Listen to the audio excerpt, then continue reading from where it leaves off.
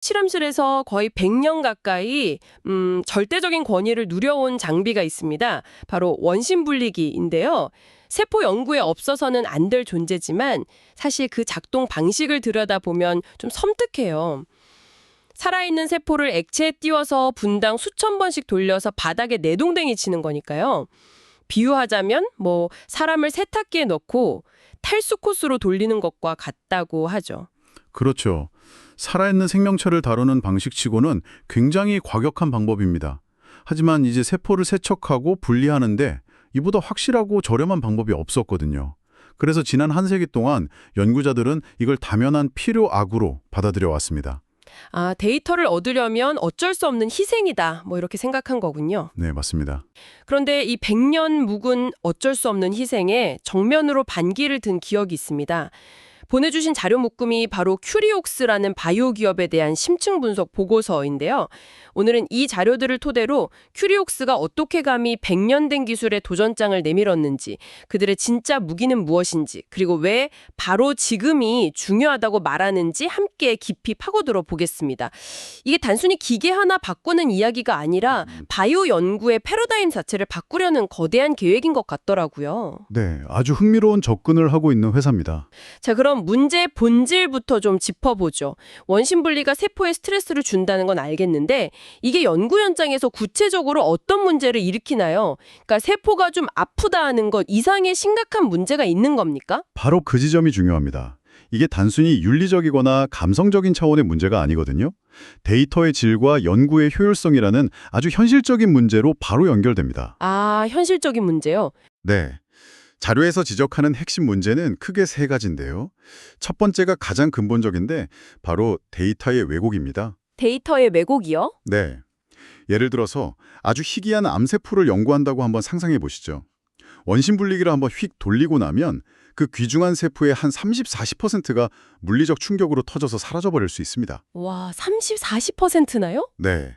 그리고 살아남은 세포들도 엄청난 스트레스를 받은 상태고요. 이건 마치 마라톤을 막 완주한 선수에게 평상시 심박수를 재려는 것과 똑같습니다. 비교가 확 와닿네요. 그렇죠. 그렇게 얻은 데이터가 과연 그 세포의 진짜 특성을 반영한다고 말할 수 있을까요? 시작부터 데이터가 오염되는 겁니다. 와, 그건 정말 심각하네요. 애초에 잘못된 지도를 들고 보물찾기를 하는 셈이군요. 그럼 두 번째 문제는 뭔가요? 두 번째는 자동화의 문제입니다.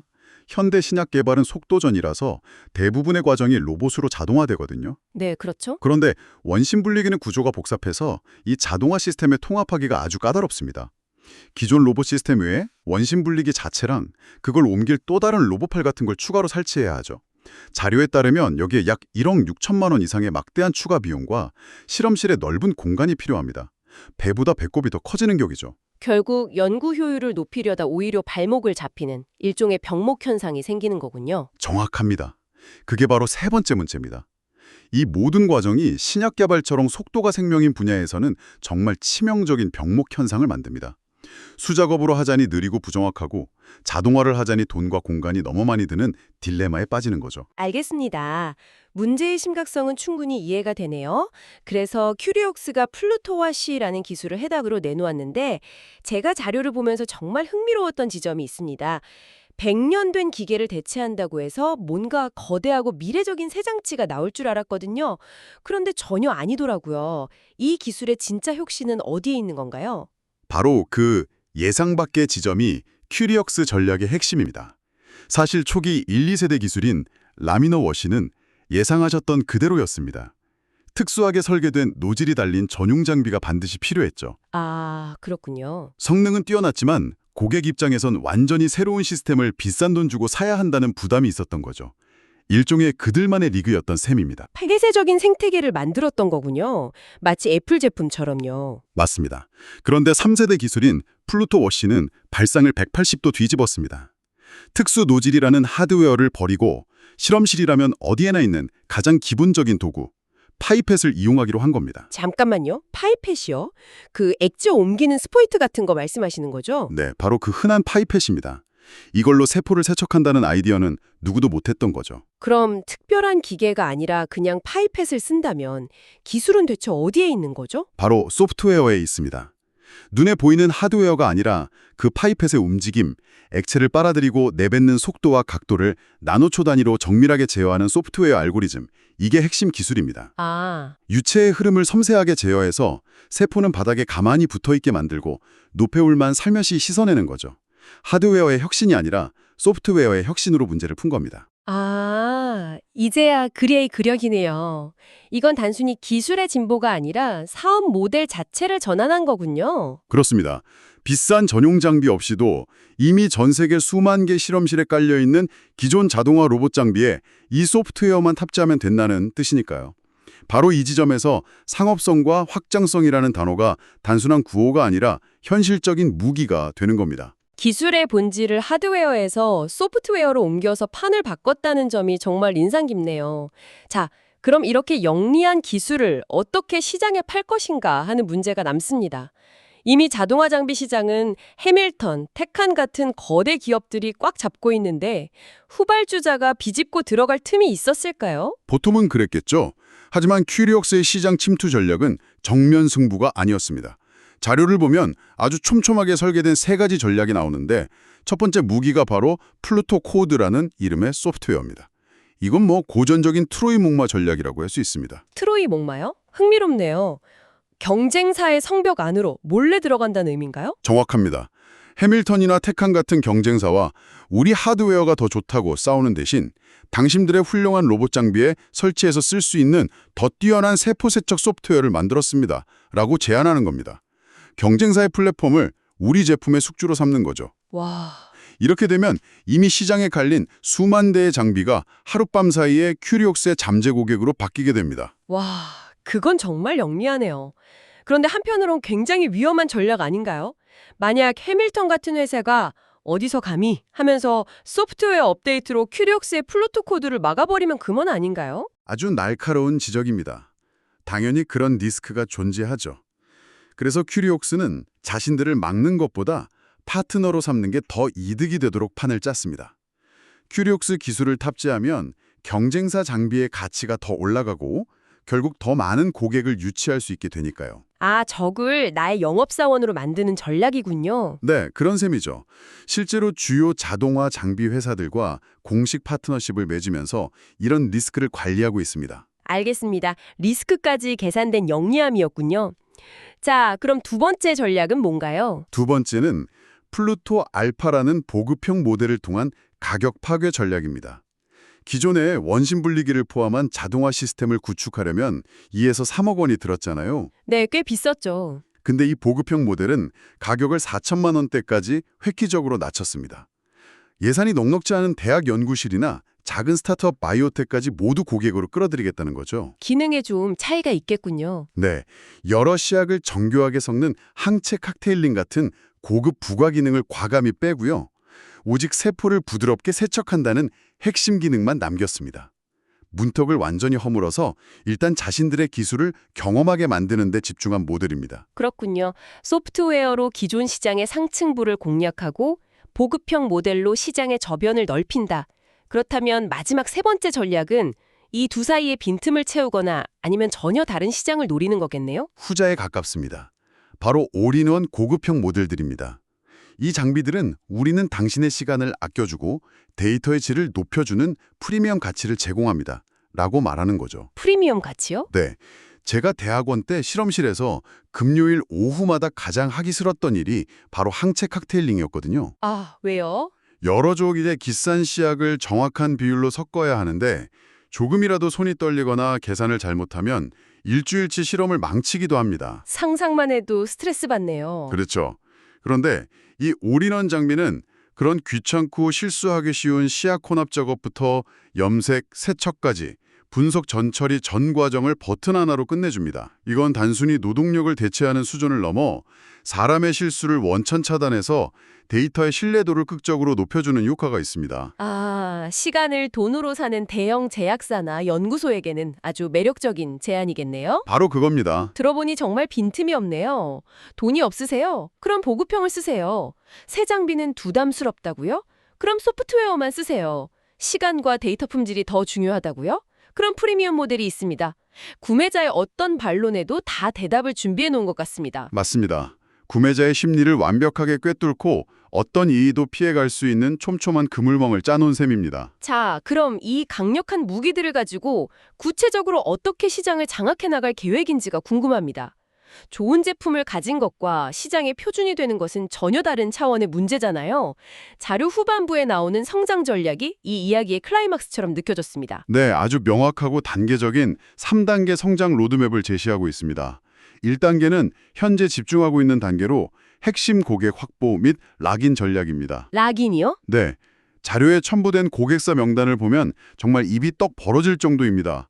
화이자, 로슈, 모더나, 아스트라제네카. 와, 이름만 들어도 아는 회사들이 다 있네요. 네, 글로벌 탑20 제약사가 거의 다 포함되어 있습니다. 제약업계의 어벤져스 군단이죠. 정말 대단하네요. 그런데 여기서 락인 효과가 왜 그렇게까지 중요한 건가요? 한번 고객이 되면 계속 쓸 수밖에 없다는 의미일 텐데 바이오 산업에서는 그게 더 특별한 의미가 있나요? 그렇습니다.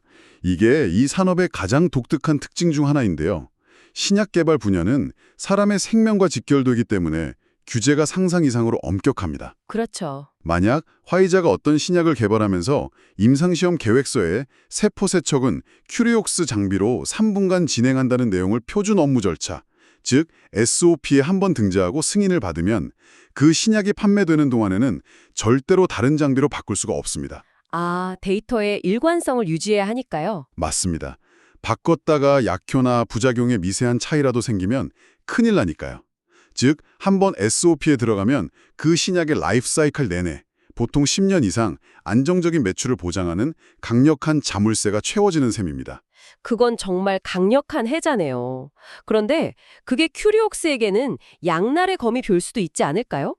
만약 큐리옥스보다 더 뛰어난 기술이 나중에 등장해도 대형 제약사들은 규제 때문에 울며 겨자 먹기로 큐리옥스 제품을 계속 써야 하는 상황이 올 수도 있겠네요. 정확한 지적입니다. 기술의 표준이 된다는 것은 혁신을 촉진하기도 하지만 동시에 새로운 혁신을 가로막는 장벽이 되기도 합니다. 큐리옥스는 바로 그 장벽을 자신들에게 유리하게 쌓아 올리고 있는 거죠. 알겠습니다. 1단계가 그렇게 강력한 기반을 다지는 거라면 2단계는 그걸 바탕으로 몸집을 불리는 단계겠군요? 맞습니다. 2단계는 파트너십을 통한 스케일업입니다. 아무리 기술이 좋아도 중소기업이 전 세계를 상대로 직접 공장을 짓고 수많은 영업인력을 고용하는 건 엄청난 비용과 리스크가 따르거든요. 그렇죠. 큐리옥스는 그 대신 레비티 같은 글로벌 탑티어 진단 장비 기업의 생산시설과 유통망을 활용하는 전략을 택했습니다. 최소한의 자본으로 전 세계의 제품을 공급할 수 있는 아주 영리한 레버리지 전략이죠. 그럼 대망의 3단계 최종 목표는 무엇인가요? 최종 목표는 업계의 황금 표준, 골드 스탠다드 확립입니다. 자료에서는 이 과정을 설명하면서 동료 압박, 피어 프레셔라는 아주 재미있는 사회심리학적 용어를 사용합니다. 동료 압박이요? 연구실에서도 그런 게 있나요? 물론입니다. 과학계만큼 경쟁이 치열한 것도 없으니까요. A라는 연구소가 큐리옥스 장비를 도입해서 더 깨끗하고 정확한 데이터로 세계적인 학술지에 논문을 발표하고 그걸 기반으로 대규모 연구비를 따내는 걸 옆에 있는 B 연구소가 보게 된다고 상상해 보세요. 아, B 연구소의 책임자는 어떤 생각이 들까요? 우리도 뒤처지면 안 되겠다. 당장 저 장비 알아봐. 이렇게 되겠죠? 바로 그겁니다. 나만 빼고 다 쓰는 상황, 저걸 안 쓰면 우리 연구가 뒤처진다는 불안감을 조성하는 거죠. 그렇게 되면 나중에는 연구자들이 큐리옥스 장비를 쓰는 걸 너무나 당연하게 여기게 됩니다. 마치 우리가 문서를 작성할 때 마이크로소프트 워드를 쓰는 것처럼요. 아, 누구도 왜 워드를 써야 하냐고 묻지 않죠? 그냥 그게 표준이니까. 네, 큐리옥스가 꿈꾸는 최종 그림이 바로 그것입니다. 들어보니 이 모든 전략이 결국 하나의 지점을 향하고 있네요. AI 신약 개발, 세포 치료제, 오가노이드 같은 미래 바이오 산업의 핵심 트렌드 말입니다. 이걸 더 큰 그림에 연결해보면 바로 그 지점이 보입니다. AI 신약 개발은 쓰레기를 넣으면 쓰레기가 나온다는 말처럼 고품질의 데이터가 없으면 불가능하고요. 네, 한번 투약에 수억 원을 호가하는 세포 치료제는 건강한 세포를 얼마나 많이 주입하느냐, 즉 세포 생존율이 핵심입니다. 미니 장기라고 불리는 오가노이드는 물리적 충격에 너무나 약해서 원심 분리기 같은 건 상상도 할 수 없고요. 이 미래 기술들의 성공이 모두 살아있는 고품질의 세포를 대량으로 그리고 부드럽게 다룰 수 있느냐에 달려있다는 공통점이 있군요. 그렇습니다. 기존의 원심 분리 방식으로는 이 새로운 시대가 요구하는 기준을 맞출 수가 없다는 게 명확해지고 있습니다. 퀴리옥스는 바로 이 지점에서 자신들의 부드러운 세척 기술이 다가올 바이오 혁명 시대의 수도관이나 전기망 같은 필수 기반 기술이 될 것이라고 주장하는 겁니다. 아, 인프라스트럭처가 되겠다는 거군요. 네, 이것이 바로 그들이 보고서 내내 외치는 왜 퀴리옥스인가, 왜 지금인가에 대한 가장 강력한 대답인 거죠. 오늘 이야기를 정리해보면 큐리옥스는 100년 된 기술의 아성에 도전하기 위해 더 크고 강한 기계가 아니라 더 똑똑한 소프트웨어와 날카로운 비즈니스 모델이라는 무기를 들고 나왔습니다. 그리고 단순히 제품을 파는 것을 넘어 경쟁사를 파트너로 만들고 고객의 불안 심리까지 이용해 업계의 표준 그 자체가 되려는 거대한 청사진을 그리고 있네요. 네, 오늘 우리가 분석한 자료는 어떻게 시장의 판도를 바꾸고 그 변화를 어떻게 비즈니스 성공으로 연결시키는지에 대한 아주 흥미롭고 잘 짜인 사례 연구였습니다. 하드웨어의 한계를 소프트웨어로 돌파하고 경쟁을 협력으로 전환하며 고객의 가장 작은 불편함까지 파고들어 가치를 만들어내는 전략의 정수를 보여줬다고 생각합니다. 표준이 될 것인지를 아주 설득력 있게 보여줬습니다. 하지만 어떤 기술이 업계의 표준으로 완전히 자리 잡게 되면 역설적으로 그 다음 혁신을 가로막는 거대한 장벽이 되기도 하죠. 그렇죠. 우리가 특정 운영체제나 문서 편집 프로그램에서 쉽게 벗어나지 못하는 것처럼요. 한번 길이 나면 모든 차가 그 길로만 다니려고 하니까요. 맞습니다. 어쩌면 오늘 우리가 목격한 큐리옥스의 눈부신 성공 전략이 20년 뒤 세포 분석 분야의 또 다른 혁신을 가로막는 가장 큰 걸림돌이 되는 아이러니한 상황을 낳을 수도 있지 않을까요? 성공한 혁신이 미래의 혁신을 억압하게 될 가능성, 한 번쯤 깊이 생각해 볼 만한 질문인 것 같습니다.